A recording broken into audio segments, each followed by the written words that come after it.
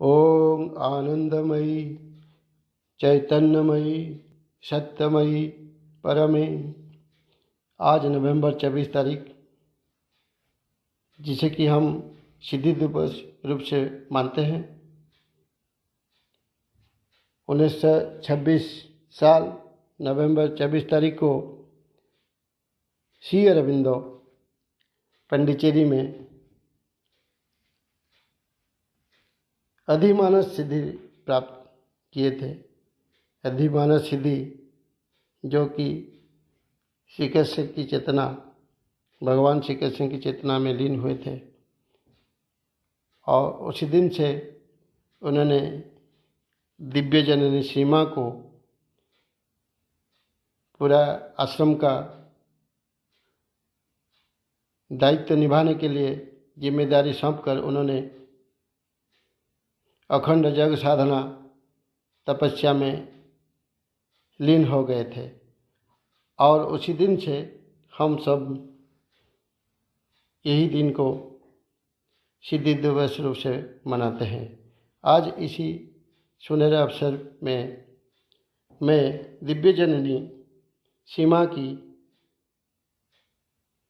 एक महत्वपूर्ण बात, the present is the most important moment in life, वर्तमान समय ही सबसे महत्वपूर्ण है, इसके बारे में कुछ वक्तव्य देना चाहता हूँ। आखिर जीवन क्या है? जीवन किसे कहते हैं? जन्म और मृत्यु के बीच जो फासला है, क्या इसे हम जीवन मानते हैं? ना और कुछ। जीवन एक सफ़र है, जीवन एक यात्रा है। It is a journey from life to death. It is a journey from birth to death. और जीवन का अगर हम एक सफ़र माने तो यही सफ़र को हम तीन हिस्सा में बांटेंगे। तो पहला अतीत, दूसरा वर्तमान और तीसरा भविष्य है। पास्ट, प्रेजेंट और फ्यूचर। जो गुजर गया है, जो चला गया है, वो अतीत है, और जो हमारे सामने अभी मौजूद है, जो साफ दिखाई दे रहा है, ये वर्तमान है, और जो अनिश्चितता की ओर जा रहा है वह भविष्य है। अतीत को याद किया जा सकता है, और वर्तमान तो इस्तेमाल का लायक है, और भविष्य को उम्मीद किया जा सकता है। इसीलिए जो भविष्य है उसको सामने रखकर अतीत को विश्लेषण करके हम वर्तमान को प्रस्तुत कर सकते हैं। अतीत, वर्तमान और भविष्य, ये तीनों आपस में जुड़े हुए हैं। हम किसी को भी नज़रअंदाज कर नहीं सकेंगे।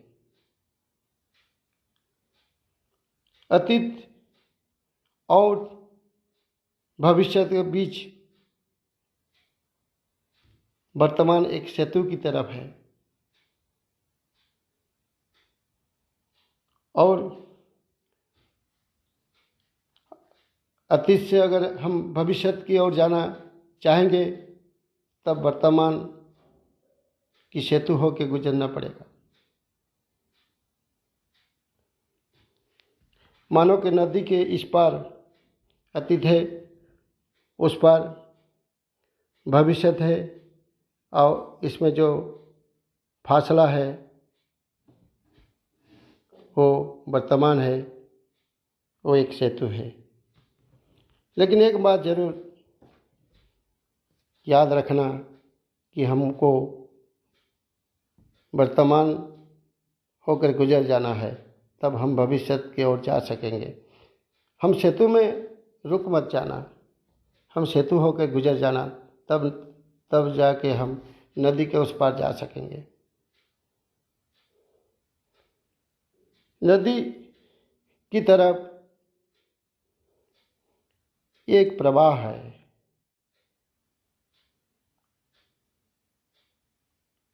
वर्तमान हो या अतीत हो या भविष्य, सब जुड़ा हुआ है अपने आप में। ये परिवर्तन की तरफ जा रहा है। जो आज वर्तमान मालूम हो रहा है, पहले वो अतीत था और अगले दिन फिर वो भविष्य हो जाएगा। जो आज वर्तमान है, कुछ क्षण के बाद वो अतीत हो जाएगा और हम भविष्य की ओर छलांग मारेंगे।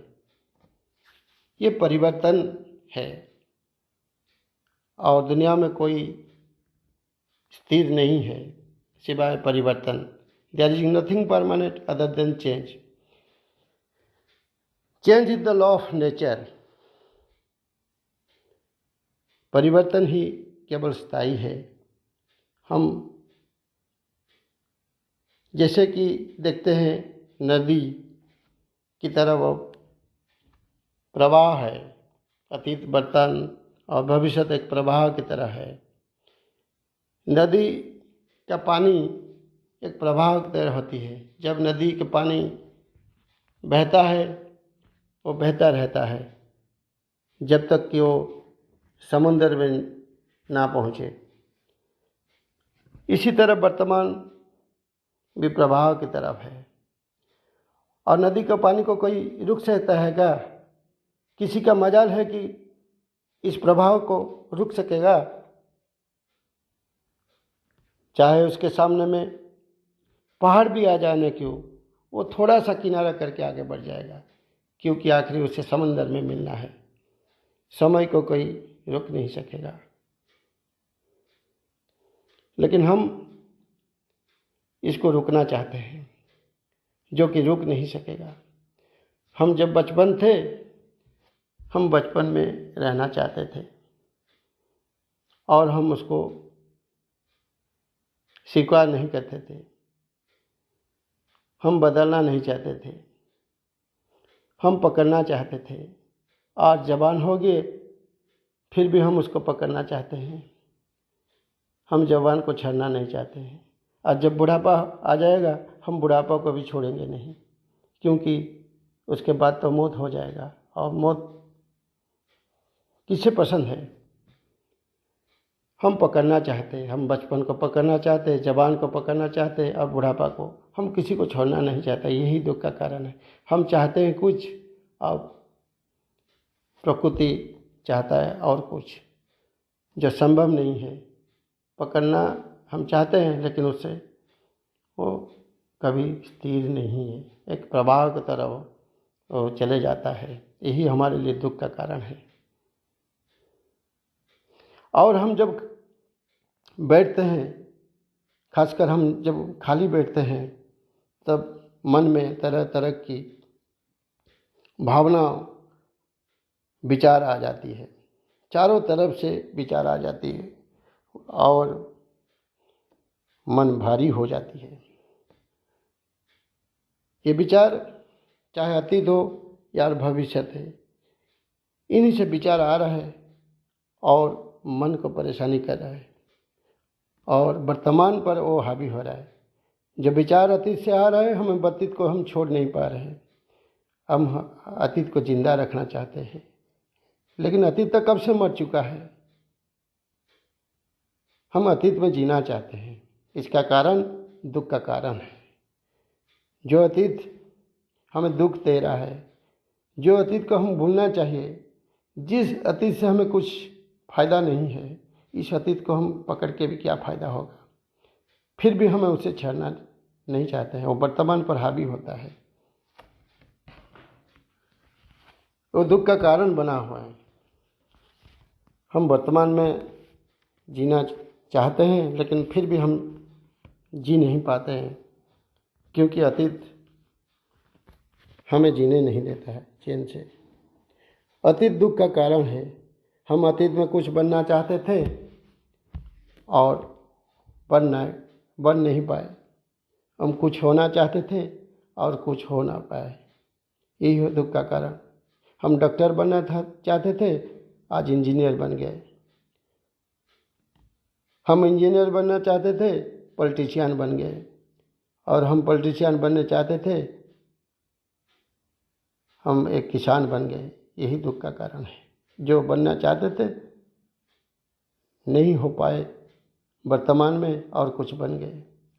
लेकिन हम अतीत को भूल नहीं पा रहे। बार बार अतीत हमें सता रही है। जो सपना हमें देखे थे अतीत में, वो सपना पूरा हुआ नहीं। ये दुख का जड़ है, दुख का कारण है। आज तुम वर्तमान का ग्रहण करो ना। जो भी है, जैसा भी है, उसे तुम देखो, उसे तुम ग्रहण करो, स्वीकार करो। नहीं, हम बार बार अतीत की तरफ जा रहे हैं। यही हमारे दुख का कारण है। थोड़ा सा कहीं भी भूल चूक हुई होगी, हम भूल नहीं पाते हैं। किसी से थोड़ा बहुत झमेला हुआ था, हम उसकी दुश्मनी मोड़ ले रहे हैं। हम इंतकाम की आग में जल रहे हैं। बदले की भावना हमारे सुबह जब होता है, वही से शुरुआत होता है। हम चैन से जिए बगैर हम बदले की भावना से जी रहे हैं। और ज़्यादातर जितना भी घटना होता है, क्राइम होता है, गुनाह होता है दुनिया में, सब बदले की भावना से, इंतकाम की आग का नतीजा है। छोटा सा बात को हम बड़ा बना देते हैं, और यही का कारण हम वर्तमान को खराब कर रहे हैं। मुझे तो बहुत परेशानी होता है। छोटे छोटे बात के लिए हम अपने जान तक गंवा देते हैं। हम खुदकुशी तक कर लेते हैं। थोड़ा सा झमेला हुआ घर में पति पत्नी के बीच, उस दिन में वो ख़त्म होना चाहिए, फिर अगले दिन वो मुसीबत का बन के खड़ा हो जाता है। जान गंवा देते हैं। और माता पिता को पता नहीं चलता है, और घर में अगले दिन उसके बेटा या बेटी का लाश पहुंच जाती है। छोटा सा कारण, पता नहीं था पिता माता को। थोड़ा सा मार कम हो गया एग्जाम में, किसी से गला शिकवा हो गया, किसी से कुछ झमेला हो गया, दुश्मनी मन में ये सब हो गया, और अपने जान तक गंवा देते हैं। पिता माता को पता भी नहीं होता है इसका कारण। कितना दुख होता है किसी को मालूम नहीं होता है। जिन्होंने सपना देखा था अपने बच्चों के लिए, और जिन्होंने सब कुछ कुर्बानी दी थी, अपना खून पसीना बहा के उन्होंने दो की रोटी कमाने में ज़िंदगी गुजार दी, इसके बारे में कौन सोचता है?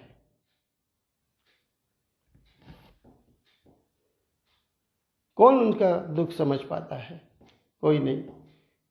क्योंकि ये सब क्यों होता है? क्योंकि हम वर्तमान में नहीं जीते हैं, सब अतीत में जीते हैं। हम वर्तमान में अगर भूल जाते तो शायद ये घटनाएं कभी नहीं होता। हमको दुख झेलना नहीं पड़ता। जो हो गया सो गया, हो गया तो भूल चूक हो गया तो हो गया, छोड़ो ना, भूल जाओ अतीत को। ये नहीं हो सकता है। इसी के कारण इंसान दुख भोगता है। तरह तरह के विचार सब आ जाते हैं, चाहे अतीत हो या भविष्य हो। लेकिन वो हमें चैन से जीने नहीं देता है। मन में बहुत तरह की भावनाएं आ जाती है, चाहे भविष्य की ओर से भी हो ना क्यों, वो वर्तमान को कमज़ोर कर देता है और वर्तमान पर असर डालता है, जिसके कारण हमसे चैन छीन जाती है। एक उदाहरण से ये बात साफ हो जाएगा। एक दिन क्या हुआ, घर से बेटी कॉलेज गई थी और आने में थोड़ा देर हो गई। ये दुख का कारण है, ये समस्या का कारण है। 1 घंटा या 2 घंटा देर हो गई, इसीलिए हम तरह तरह की भावनाएं हमारे मन में आ जाता है, मुसीबत आ जाता है, नेगेटिव थॉट्स आ जाता है। शायद कुछ अनहोनी तो हुआ नहीं, कुछ दुर्घटना तो हुआ नहीं। और जब हम फ़ोन करते हैं और स्विच ऑफ हो जाता है और हम पक्का हो जाते हैं कि शायद कुछ हुआ होगा। जिस भविष्य के बारे में हमको पता नहीं है, हम इसको वर्तमान में ला रहे हैं और दुख तैयार कर रहे हैं, खुद तैयार कर, हम दुख ईजाद कर लेते हैं खुद, और दुख का कारण हम खुद हैं। अब बाद में जब पता चलता है सच के बारे में कि 1 घंटा लेट होने का कारण कि वो सहेली के घर गई थी बर्थडे पार्टी मनाने, और इस दरमियान उसका चार्ज ख़त्म होने के लिए कारण वो स्विच ऑफ हो गया था मोबाइल और कांटेक्ट हुआ नहीं। ये छोटी सी बात को हम कितना बड़ा कर देते हैं, क्योंकि हम जब भविष्य की ओर जाते हैं ना, वर्तमान से, वो डर पैदा होता है। डर में हम भविष्य डर से भरा हुआ है, भय से भरा, आशंका से भरा हो जाता है। इस प्रकार के भविष्य वर्तमान को कमजोर कर देता है। और ये भविष्य का क्या वजूद है? कुछ वजूद नहीं है। जिसके लिए सिर दर्द होता है, जिसके लिए परेशानी होता है, इस भविष्य का क्या फायदा? ये तो अनसर्टिनिटी है। Future is uncertainty. इसके बारे में कौन बोल सकता है? कल क्या होगा किसी को पता नहीं है। बहुत आदमी रात में सोते हैं और सुबह जागते नहीं, उसी रात वो आखिरी रात हो जाता है। और हमको भी पता नहीं कि कल का निकला हुआ सूरज दिखने का नसीब हमें मिलेगा कि नहीं, और इसके लिए हम खामोखा परेशानी हो रहे हैं। ये भविष्य क्या है? एक सपने की तरफ है, ये हकीकत नहीं है, रियल नहीं है भविष्य। इसलिए तो एक बात सच है कि remember the past, plan for the future, but live for today, because yesterday has already been gone and tomorrow may never come। जो गुजर चुका है, जो अतीत बन चुका है, इसके लिए हम परेशानी होने का गुंजाइश नहीं।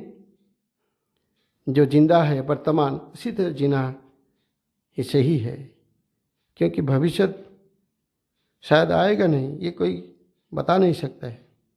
कोई इसके लिए कोई गारंटी नहीं ले सकता है कल क्या होगा। लेकिन हम वक्त को बेवजह बर्बाद कर रहे हैं। अमेरिका का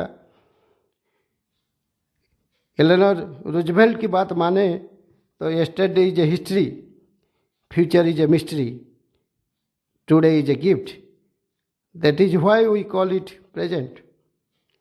इतिहास बन चुका है अतीत, कब से गुजर चुका है, और वर्तमान के बारे में तो कोई कुछ बोल नहीं सकेगा, वो मिस्ट्री है।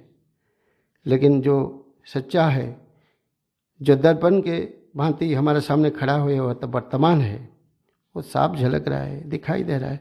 तुम वर्तमान में जियो ना। क्यों तुम परेशानी ले रहे हो? क्यों तुम अतीत की ओर जा रहे हो? क्यों तुम भविष्य की ओर जा रहे हो जिस पर कोई भरोसा नहीं है? तुम वर्तमान में जियो ना, लेकिन तुम बहाना बना लेते हो। समय ने तुम्हें बर्बाद किया है, इसलिए तुम समय को बर्बाद करोगे। ये फिजूल की बात छोड़ो ना, तुम वर्तमान को तैयार करो।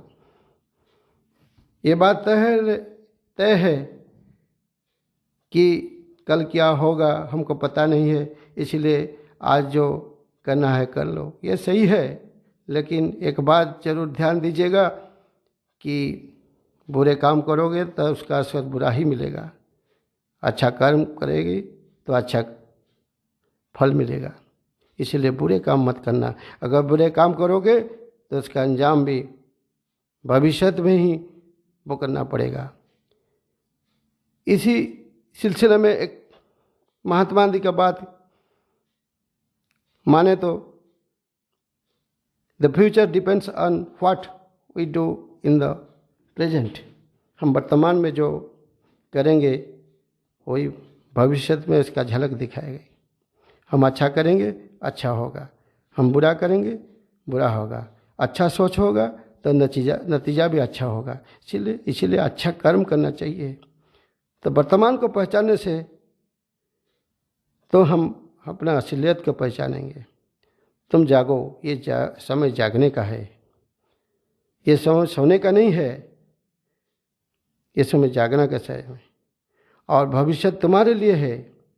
तुम भविष्य को लिए दिव्य जननी माँ की एक बात सुनना चाहिए। The future is full of possibility for those who know how to prepare themselves for it. भविष्य इनके लिए है संभावना से भरपूर, जिन्होंने वर्तमान को पहचाना और जिन्होंने वर्तमान से प्रस्तुत किया। तुम अभी से प्रस्तुत करोगे तो भविष्य तुम्हारे लिए सुनहरा अवसर लेके आएगा। इसीलिए तुम अपने पोटेंशियलिटी को पहचानो। तुम जागो, ये जागने का समय है, ये सोने का समय नहीं है। और एक माताश्री की बात मैं जिक्र करना चाहता हूँ। The same minute never strikes twice on the clock of fat. तकदीर की जो घड़ी है और इसी घड़ी की सुई, मिनट की सुई बार बार एक ही जगह पर टच नहीं करती, सिर्फ एक बार टच करती है। Opportunity never comes again and again. इसलिए समय को देखो, समय को अहमियत देना सीखो। Time is running out very quickly, time is very precious. इसीलिए वर्तमान को पहचानना जरूरी है। और जिन्होंने वर्तमान को पहचान लिया वो इतिहास बनाया। आम आदमी तो इतिहास पढ़ते हैं, लेकिन जो असाधारण जो महान होते हैं ना, वो खुद इतिहास बनाते हैं। तुम इतिहास बनाओ ना। यही समय तो है, यही समय तुम्हारे लिए सुनहरा अवसर लेके आया है। तुम उसको पहचानो, तुम जागो। श्री अरविंदो की बात हम मिसाल पर देखेंगे तो उन्होंने जब अलीपुर जेल गए थे, अंग्रेज सरकार उन्हें जेल ले आए थे। भगवान श्री कृष्ण की ओर से उन्हें जो निर्देश मिला था कि तुम जाओ इंसान के लिए कुछ करो, तुम इंसान की तरक्की के लिए तुम कुछ करो। और उन्होंने भगवान को बात माना और उन्होंने समय की मांग को स्वीकार करके 40 साल उन्होंने साधना और तपस्या की, जिसके बदौलत पंडिचेरी आश्रम में उन्होंने घर तपस्या में लीन हो गए थे 40 साल। वो वर्तमान की मांग को पहचान सके और अतीत को उन्होंने छोड़ दिए थे। इसीलिए आज समग्र मानव जाति के लिए वो मिसाल की तरफ खड़े हुए हैं। यही बात अगर माने सीमा जो दिव्य जननी, उनका क्या कमी था? वो भी तो कुछ कम नहीं थे। फ्रांस की पेरिस शहर एक रईस शहर था, करोड़पति का वो बेटी थे। ये सब छोड़ के उन्होंने भारत आए थे। और जब श्री अरबिंदो को उन्होंने पहला दर्शन किए, उसी दिन उनको पता हो गया कि जिनको उन्होंने ख्वाब में देख रहे थे वही तो सामने खड़े हुए हैं, वही तो सामने हकीकत। इसको क्यों गुरु ना बना जाए? जिसको वो बार बार सपने में देखते हैं वही तो सामने खड़े हुए हैं। और उसी दिन उनको श्री अरविंद को उन्होंने गुरु बना लिए और वो बन गए सबका माँ। और आश्रम में उन्होंने सब माँ बोल के बुलाए। वो भी अतीत को छोड़ दिए और वर्तमान को उन्होंने स्वीकार कर ली, जिसके बदौलत आज पांडिचेरी आश्रम सबके लिए प्रेरणादायी बन गया। सबके लिए एक उदाहरण उन्होंने सृष्टि किए थे। श्री अरविंद तो घर तपस्या में थे। वो साल में 3 बार 4 बार लोगों को सामने आते थे, लेकिन उनके जो सपना था, उनके सपने को सच में पूरा मान्य किए थे और सब उनका सपना को सच में तब्दील करने वाला यही माँ है। Mother is the executive for सब श्री अरविंदो। उन्होंने अतीत को छोड़ दिए थे और वर्तमान को स्वीकार कर लिए थे। इसीलिए जिन्होंने वर्तमान को स्वीकार किया है उसने तरक्की के बुलंद पर पहुंचा है। तो वर्तमान में जीना सबसे के लिए ठीक है और समय की मांग को स्वीकार करना ही मुनासिब है सबके लिए। और जिन्होंने वर्तमान में जिया है उन्होंने बहुत आगे बढ़ चुके हैं। अगर ये बात हम देखेंगे कि जिन्होंने समय को पहचाना और समय के मांग के हिसाब से अपने को आगे बढ़ाया, उन्होंने कुछ करके दिखाया इस दुनिया में और उन्होंने दूसरों के लिए एक प्रेरणा का उत्स बन गया। महाभारत युद्ध में क्या हुआ? जब लड़ाई चल रही थी वही समय भगवान श्री कृष्ण अर्जुन से कहते हैं तुम मेरा आदेश पालन करो और तुम गांडीव उठाओ। और अर्जुन ने मना कर दिए, अरे मैं युद्ध नहीं करूँगा, मैं किस लिए युद्ध करूँगा? मेरे सामने जो खड़े हुए हैं वो तो सब मेरे रिश्तेदार हैं, मैं थोड़ी मेरे रिश्तेदार के खिलाफ जाऊँगा, मैं कैसे हथियार उठाऊँगा? मैं ये काम नहीं करूँगा। तो प्रभु श्री कृष्ण ने अर्जुन को सच के बारे में बताने की कोशिश की थी कि देखो तुम अतीत में जा रहे हो, तुम माया में जा रहे हो, ये यहाँ पर रिश्ता कैसे आ गया? ये तो लड़ाई रिश्ता का नहीं है। तुम जैसे सोच रहे हो कि लड़ाई रिश्ता का है, रिश्ता का लड़ाई नहीं है, ये न्याय और अन्याय के लड़ाई है और तुम न्याय के लिए अपना गांडीव उठाना होगा। और जब उसने इनकार किए, भगवान ने उनको अपना असली रूप विश्वरूप दिखाया, तब जाके अर्जुन को ज्ञान प्राप्त हुआ, उसका अहंकार दूर हुआ और उसने गांडीव उठाया। जो समय की मांग था उसने स्वीकार किया। इसीलिए सबको वर्तमान में जीना जरूरी है। वर्तमान समय ही सबके लिए अहमियत है। It is the hour of God. ये दैव मुहूर्त है सबके लिए। ये जागने का समय है, ये सोने का समय नहीं है।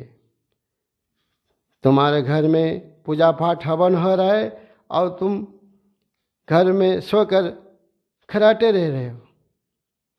तुम प्रभु को कृपा से दूर हो रहे हो। तुम जागो, तब तुम्हें प्रभु का कृपा प्राप्त हो सकेगा। तुम खामोश मत रहो, ये जागने का समय है। इसीलिए माता श्री की ये बात सबको मालूम होना चाहिए। The present is the most important moment in our life. तो वर्तमान समय हमारे जीवन का सर्वश्रेष्ठ समय है। इसी का सही इस्तेमाल करने का यही समय है, प्रकृष्ट समय है। इसीलिए वर्तमान में जीना है, वर्तमान को ही पहचानना है और आगे बढ़ना है। यही है समय की मांग। मैं आज और ज़्यादा बोलूँगा नहीं, इतना बोल के मैं अपना वक्तव्य ख़त्म करता हूँ। सबको धन्यवाद।